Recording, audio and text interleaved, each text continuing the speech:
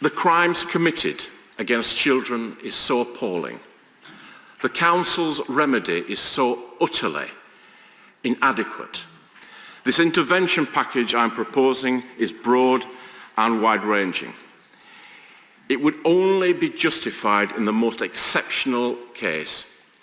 Rotherham is, I believe, such a case, a truly rare case where the children of Rotherham have been so badly let down by those elected to serve them.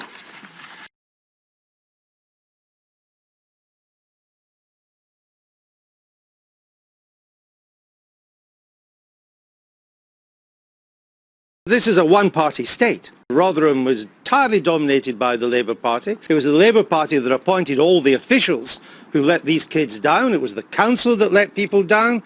There seems to have been cover-ups in a number of areas. The council is in denial. If this isn't political, what is?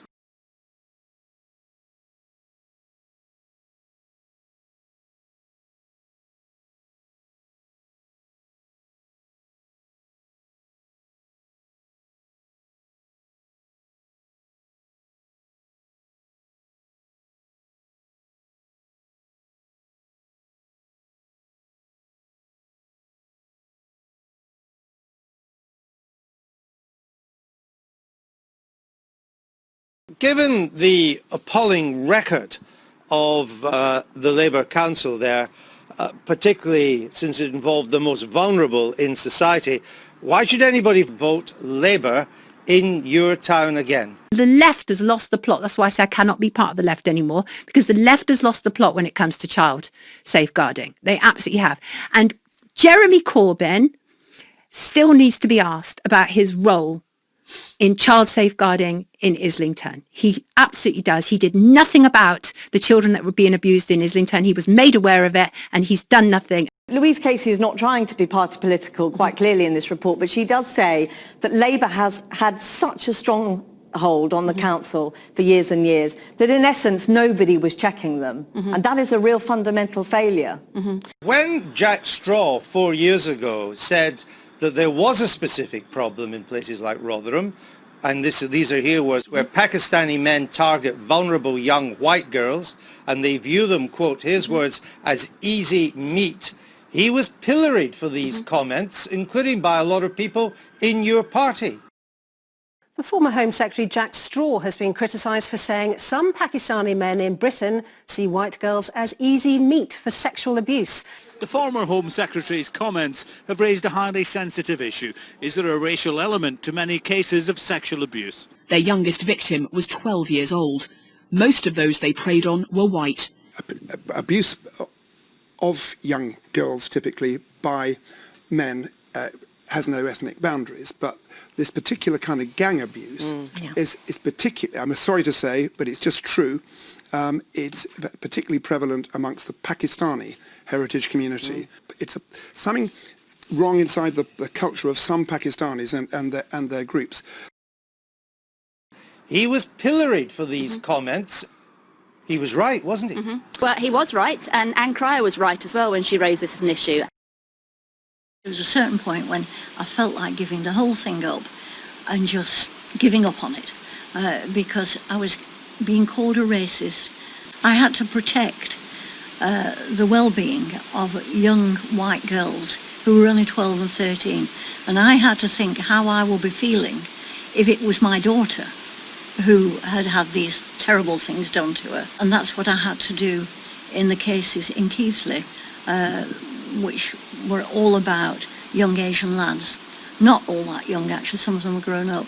But I had to do whatever I could to protect the well-being of the girls in my constituency. To be called a racist, it's absolutely hideous, very, very hurtful, and it isn't a situation that I want to go through again.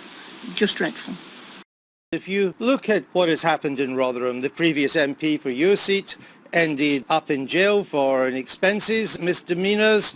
The whole council has had to be wiped out and start again there as well. So I say again, why would anybody vote Labour given this record, at least for a generation? For me, making it into a political issue then makes it into a ping-pong rather than a national concern that we need to be addressing it as a national issue. Yes, but people, I think, are also looking for justice and for people to be brought to account for this. And of course, the victims are the most important in this, but I would just like to concentrate for a bit on why they became victims in the first place.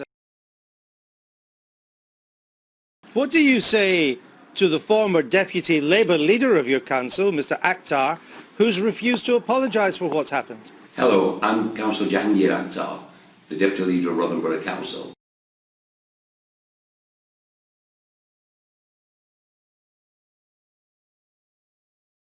And what do you think of the record of Mr Sean Wright, who was head of Rotherham Children's Services and the Labour South Yorkshire Police Commissioner, who effectively had to be forced out of his job and has been reluctant to apologise for his behaviour too? When you were elected as Police and Crime Commissioner, you did so as the Labour candidate. For those 5 years, not one external report raised CSE as a significant issue over that. Mr Wright, we don't accept any of that. We don't accept any of that. We've heard evidence today on oath from the woman who headed Children's Services that you were given every report. We have heard from Risky Business in evidence to this committee that you knew about this. We do not accept for one moment the evidence that you have just given that you did not know that this was an issue. We accept as a committee that you did know. We accept the evidence that has been given by people who have come here before this committee and gave evidence before the committee last year that you were well aware of what was happening. You let my sister be naked, you let us be groomed, and you let us impose the taxes with the grooming. That's what's While my granddaughter was charged with drunk disorderly at 12 years old and 4 men were allowed to walk free. Why? You were a disgrace, mate. And if I had a gun in her, I'd shoot you. We don't accept that you didn't know. We don't accept that not a single councillor raised it with you, because we've had evidence on oath from others that you did know about this. What do you say to Roger Stone, the former Labour leader of the council, who refused even to cooperate with the investigations? And then I look at Mr Fitzgerald, who was the chief executive of your council, appointed by Labour, accused of ignoring reports. He's now running Liverpool Council and £199,000 a year. Jackie Wilson, in charge of safeguarding children at the height of the abuse scandal. That didn't do too well. She's now being paid £90,000 a year as assistant director in Doncaster for what? Children's Services.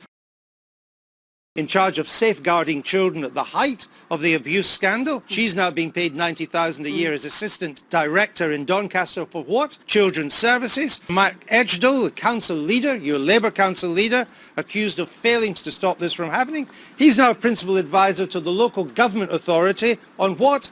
Children's Services. Aren't people looking at that right to be appalled by what's happened? And the inability to bring anybody to account. Would you say this was just something peculiar and poisonous about Rotherham and that town? Or is this a wider issue? Oh, it's a vastly wider issue. I mean, at the same time that we were working there, we had referrals from parents all around the country. Everywhere this would have been going on, and it was completely not acknowledged. How can you sit there and deny everything you said, everything you've done? How can you do it? You can't even look me in the face. Can you? Look at all the hurt you've done to us girls. All the hurt. Just think we've got to live with that with our families. You've done nothing to support us, nothing to support.